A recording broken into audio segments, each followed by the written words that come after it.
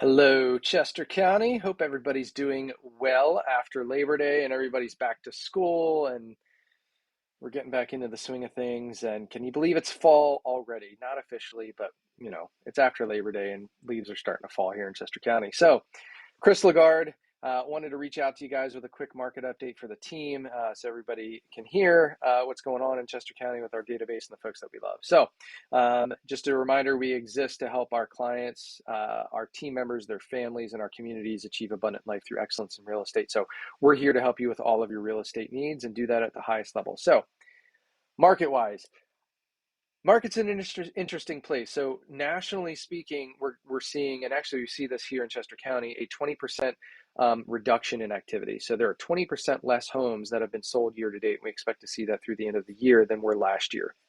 Why is that? It's very strange. I'm just gonna be honest with you. And we see this nationally too. We're in between two very interesting places. On one hand, we don't have enough homes to sell. We're still in a seller's market where there's low inventory and stuff. We just still need more homes to sell. On the other hand, we've got higher interest rates, which have caused folks to be priced out of the price range they really wanted to go with. And I'll be honest, right now, interest rates are exceedingly average, right? They're higher than what they were. We're used to like 3%, 3.5%, even 4%, and they're in the high fives, low sixes as I speak.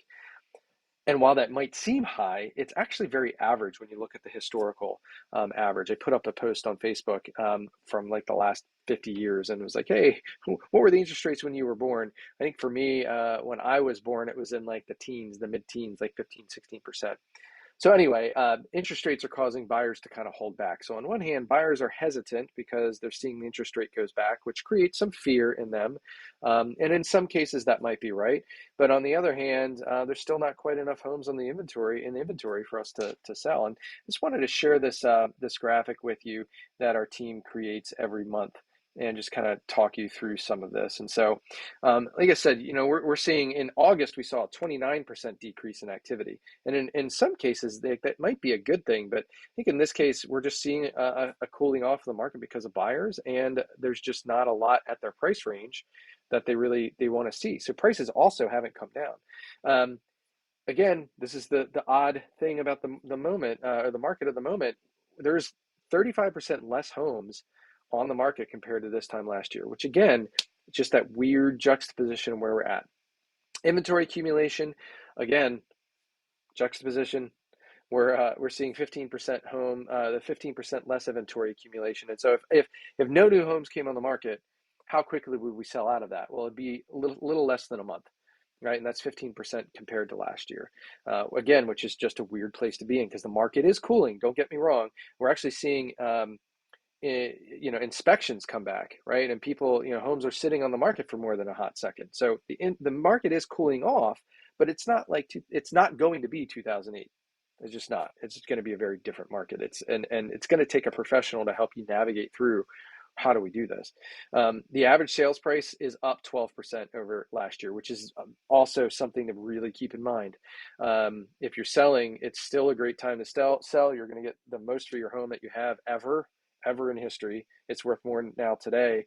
Now, where home prices, we don't expect home prices to drop necessarily. We do expect them to cool off, meaning that the rate of increase will decrease, like that rate's going to slow down. It might even level off. We might not see any appreciation shortly. We might see things level off, especially going into the winter months. But I really don't expect home values to drop much at all. We don't expect to see that nationally. So again, up 12% over last year. And the sold to list price ratio. Now, this is one of those indicators that I think we need to pay attention to, which is the sold to list price ratio. It's actually at, oh my gosh, it's 100%, which is down 1% compared to last year. So this time last year, people were getting over asking price. Right now, most people are getting at asking price, give or take. And the average days on market, again, it's that weird thing that's going on. It's 6% less than last year, 16 days on the market. But if you've got a home that's priced well, it's likely it won't last through the weekend. That's what we're seeing overall in our in our numbers. And so a couple of things left to kind of share with you guys. We really watch price reductions. That's something that we keep an eye on because that's a leading indicator of what the market is doing overall. And we track that by week.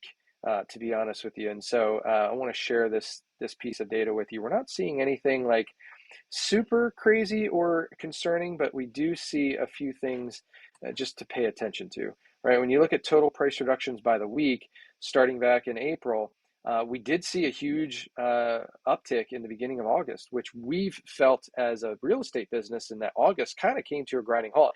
And I coach agents and businesses across the country, and we saw the same thing almost across the country, bar none. So, you know, we're at more price reductions than we were at the beginning of the year. On average, we were around 25 to 30 per week.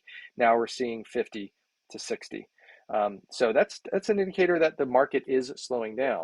So what does all this mean for you folks if you're looking to buy or sell? It's still a great time to consider doing it. If you have a good reason to do it, other than just kicking the tires, please reach out to us. We would love to have one of our professional agents on our team come out and sit with you or meet with you to put a strategy together to get you where you want to go. Look, don't listen to the overall media right now. Please do not. The headlines are meant to sell.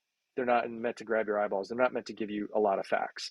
So talk to us. We would love to help you understand that. And so as a seller, it's still a great time to sell. As a buyer, it's a much better time than it has been over the last year, maybe even 2 years to buy a home, because you got a little less competition. You're not like fighting 30 or 40 other offers. Usually there might be only a few more possibly, and you can get it at a decent price. And a lot of buyers are like, what about the interest rates? Well, listen, they probably will be going up over the next year, depending on what inflation does. We don't expect them to go back down to under, or really, I don't think under 5%. We really don't expect to see that. And so get with one of our agents to understand how the interest rate impacts your ability to buy. And here's a question you want to ask yourself. At the end of the day, if you stay in your living situation for the next 2 years, how's that going to sit with you? If you can't stand it, then definitely consider moving. If you're totally fine with being where you're at for 2 years, then stay there. And the reason I say that is because that's what it's going to take, roughly 2 years, for things to kind of shake out and for us to find some normalcy around what the pricing is doing, what the inventory is doing, what the interest rates are going to do. So understand that it's going to take about 2 years. So if you need, if you really want to make a move in the next 24 months, please reach out to us. We would love to set an appointment with you to just really talk you through the decision and give you the information you need to make an educated decision, really to create and pursue the most abundant life possible. So with that said, Chris Lagarde, would love to hear from you guys. Hopefully this is helpful. Let us know in the comments on wherever you view this. Let us know what your thoughts are, what you think you're seeing, and what that's based on. Would love to hear where you're getting your information. So appreciate you. We'll talk to you soon. Bye bye.